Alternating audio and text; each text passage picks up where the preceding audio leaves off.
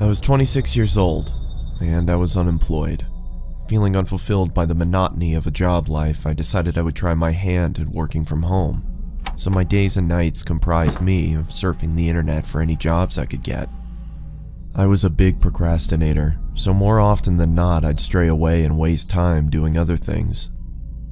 One day, I came across talk about the deep web while on Reddit. I felt amused by the people talking about it as if it was something so scary, and decided I'd look into it. It was stupid of me to go on it in the first place, but I made it even sillier by deciding to check it out late at night. It was about 2 a.m. and I came across a website where you could chat with someone anonymously. The person I got was a woman. She was in her early 20s and very pretty. She sat with her head in her hands, looking playful into the webcam while batting her eyes. I had no desire to turn my camera on and started our chat, thinking that while I didn't come across anything scary, I could befriend this pretty girl. It sounded like a better deal anyway. She told me to turn the camera on, but I ignored that request and tried to get her to talk. She finally did after some prodding, but I noticed how guarded she was. I also noticed how after every message I sent, her eyes would look off camera, either to her side or somewhere behind her computer. After a while, it started getting annoying, so I asked her if someone else was there with her. I want to see you first. She said. Up until now, I'd been chatting while she'd answered my questions verbally. I'm not that curious. Don't be scared. She said, laughing, this time looking behind the laptop again and making a face that seemed to indicate she was laughing at my expense, with someone else. This is getting boring. It feels like I'm not just talking to you. That's because you're not. You're talking to all of us. Who else is there? Turn your camera on. Is this a joke? Turn it on. Okay, I'll be leaving now. Turn on the camera. Her laughter was almost piercing by now. There was nothing humorous about the situation, yet she threw her head back with riotous laughter. I'd had enough and moved the cursor over to turn the chat box off when I saw the cursor had jammed. The only thing that was working was the chat box, and I still had access to the keyboard. Turn the camera on, sweetie. Her gumdrop-filled voice was louder than before, and I moved my gaze up to see her smiling toothfully at the camera. Her face still beautiful, but the smile completely fake. My computer's crashed. I can't see the screen. Sorry. I lied. I didn't want her to know I had no option but to chat. Her screen flashed before going blank. There was nothing there but a black screen. I felt relieved, thinking that at least I didn't need to talk to her while I tried to figure out what happened to the screen. Just then, a chat message popped up. Open the damn camera, you... The aggressiveness in the message frightened me. Now, the fact that I couldn't see her face while she typed this made me feel nervous. I didn't dare reply back, but then the cursor moved. I watched shell-shocked as the cursor twirled around the screen. Open the camera now. I still didn't make a move. There was no way anything good would be waiting for me if I did what she asked. The screen began flickering, as if a virus was causing the computer to writhe in agony. Do you want me to find you? My heart raced. Could it be possible she knew where I was? I started typing. Please stop bothering me. Then turn on the fucking camera. By this point, I thought she was some kind of sadist and got her kicks by scaring unassuming people in chat rooms. So I obliged and turned the webcam on. I saw my frightened face staring into the screen. Judging by my face, my attempts at looking tough were painfully unsuccessful. I asked around for the girl looking straight into the camera, telling her I did what she wanted and to stop hacking into my computer. There were several seconds of silence.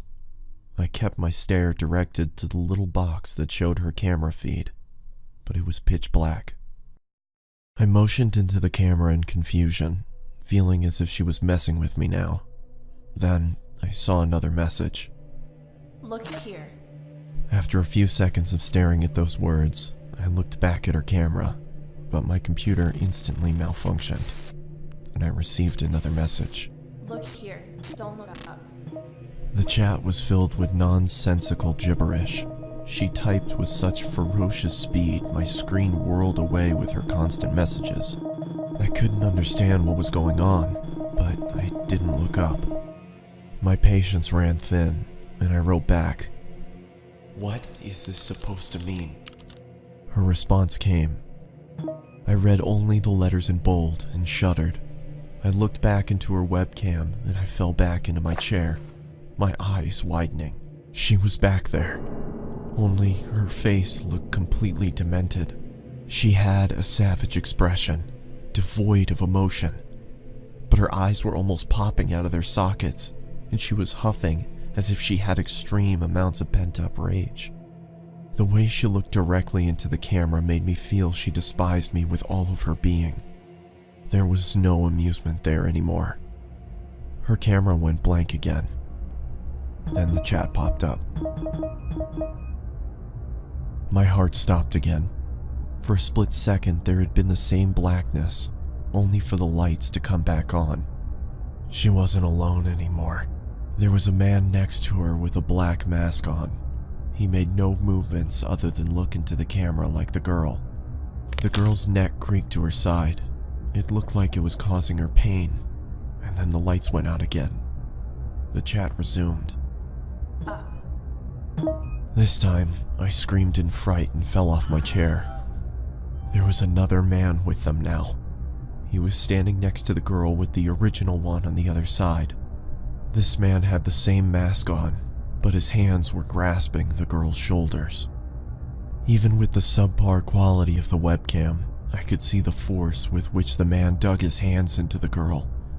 It looked like he could rip her in two. The girl, however, had a huge grin on her face. Her eyes were mad with glee, or so it looked.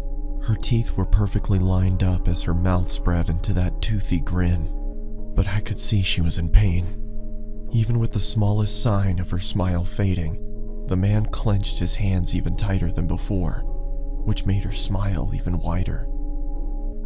All three of them were shaking, as if it was extremely cold where they were. After a couple seconds, I realized they were shuddering, like trying to hold back laughter. What are you laughing at? I yelled into the screen. They didn't answer, and continued to tremor with concealed hilarity. What is so damn funny? I bellowed. They stopped shaking.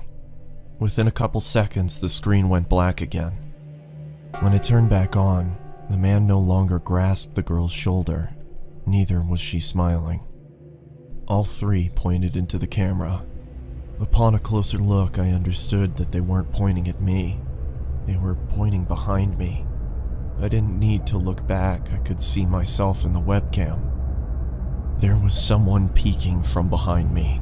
It was another man in a mask, and according to what I saw on my webcam, he was with me in my room, right behind me. I turned around quickly, but saw nothing where I had seen him in the webcam. I turned back towards the screen and, to my bewilderment, saw a third man in the girl's chat box. It was the same man I had just seen standing in my room. Now, all three had their hands on the girl and were gripping tight. The girl wasn't laughing anymore. She had a look of utter devastation. A tear was dropping from her eye, but it wasn't just a tear. It was blood trickling down her eye socket. She then mouthed the words, "Help me," and the next second she screamed as if her lungs were being ripped off as the screen went black. I immediately got up and pulled the plug out of my computer and backed out of the room. For a couple seconds, I swear I heard her screams even though the computer was unplugged.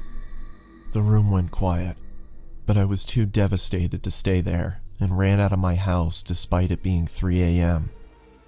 I caught a cab and went over to my friends, who had to talk me down for an hour before I could be calmed. I returned back to my house with my friend a day later. Everything was the same, and after thoroughly checking around the house, we concluded that there was no one there, nor was there a sign of anyone ever having broken in. I've never gone back to the deep web.